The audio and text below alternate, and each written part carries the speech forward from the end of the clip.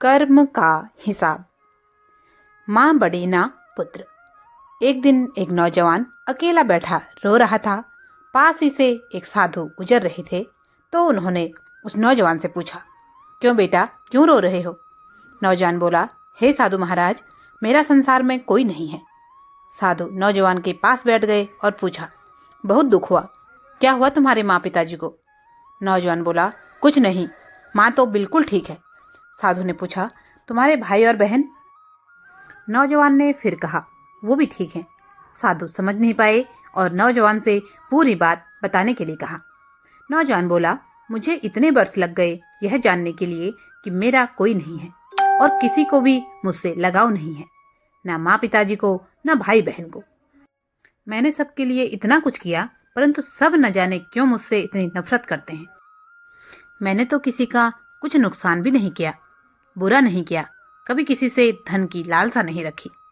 साधु परेशान हो गए कि आखिर बात क्या है। उन्होंने नौजवान से अपनी कहानी सुनाने के लिए कहा। नौजवान ने सुनाई अपनी कहानी। जब मैं छोटा था तो एक बार मैं बहुत बीमार हुआ। मुझे बताया गया कि मुझे एक डॉक्टर ने बहुत मुश्किल से बचाया। पढ़ाई के लिए मेरे स्कूल इतने बदले गए कि मुझे खुद पता नहीं कि मैं किस स्कूल से पढ़ा हूँ। थोड़ा और बड़ा हुआ तो मेरे माँ पिता ने मुझे अकेले रेलगाड़ी में बिठाकर चाचा के घर भेज दिया पढ़ाई के लिए। मैं साथ में बैठे एक यात्री की उंगली पकड़कर घंटों बैठा रहा।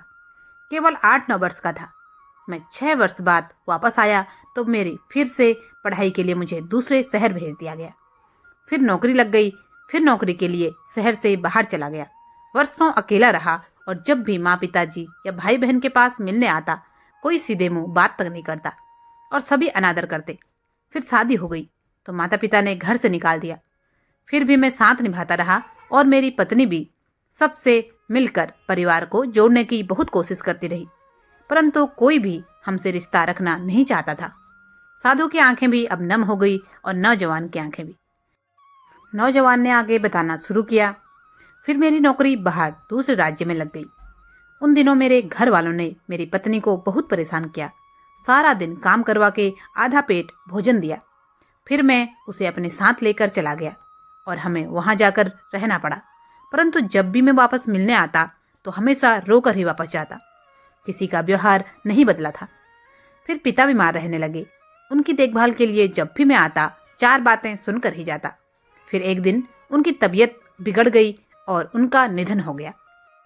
साधु ने नौजवान के सर पर हाथ रखकर उनको शांत करने की कोशिश की, परंतु नौजवान अपनी बात सुनाना चाहता था। उसने फिर से बताना शुरू किया। मेरे पिता की मृत्यु पर मेरे भाई बहन कोई नहीं आए और केवल मैंने और मेरी माँ ने पिता की मृत्यु के बाद के सारे कार्य पूरे किए। मैं हैरान था कि जिन बच्चों को हमेशा मेरे माँ पिताजी ने सबसे ज्यादा प्यार किया, आर्थिक सहायता दी, वो मेरे पिताजी के गुजर जाने के बाद इतने दूर कैसे हो गए और माँ को अपने साथ रखने के लिए भी कोई तैयार नहीं था।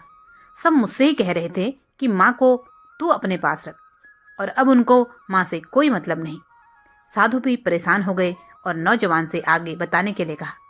नौजवान ने फिर बताया, मैं अपनी माँ को अपने साथ दूसरे शहर ले गया, परंतु हैरान था कि वहां भी मेरे ही घर में रहकर वो सारा दिन मेरी और मेरे परिवार की बुराई मेरे भाई बहनों से करती रहती।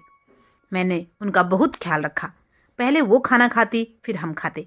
उनकी तबीयत का, खाने पीने का, हर चीज का ख्याल हम दोनों रखते हैं, परंतु महसूस हुआ कि उनका मुझसे या मेरे परिवार से कोई लगाव नहीं था।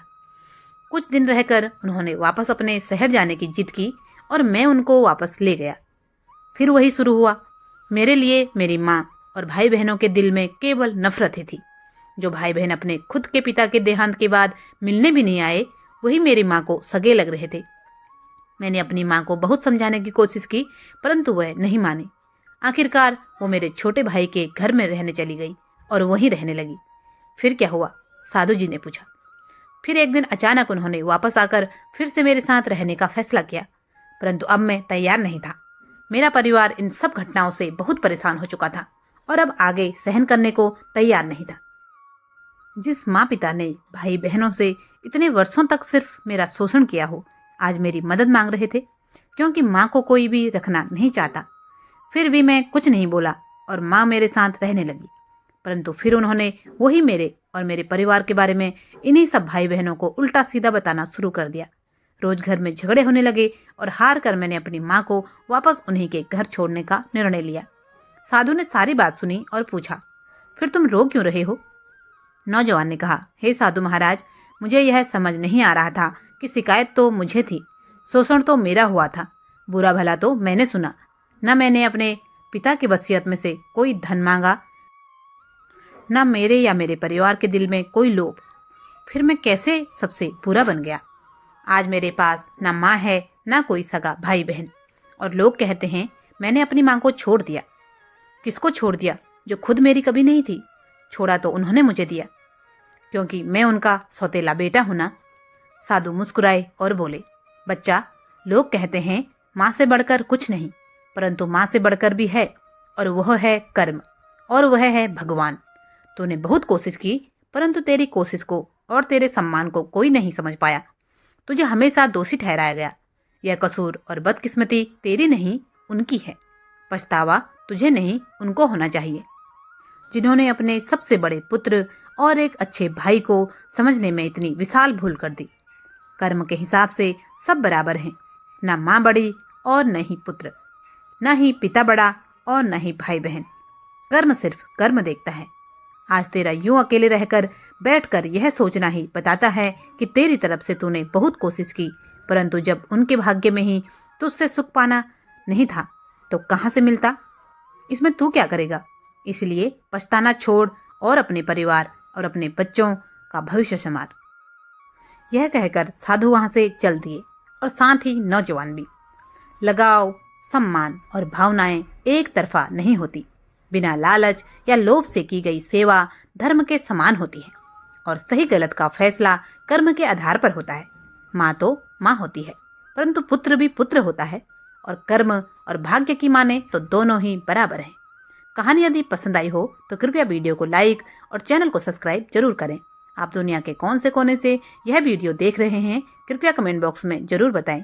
वीडियो में अंत तक बने रहने के लिए आपका बहुत बहुत धन्यवाद। जय जय श्री राम।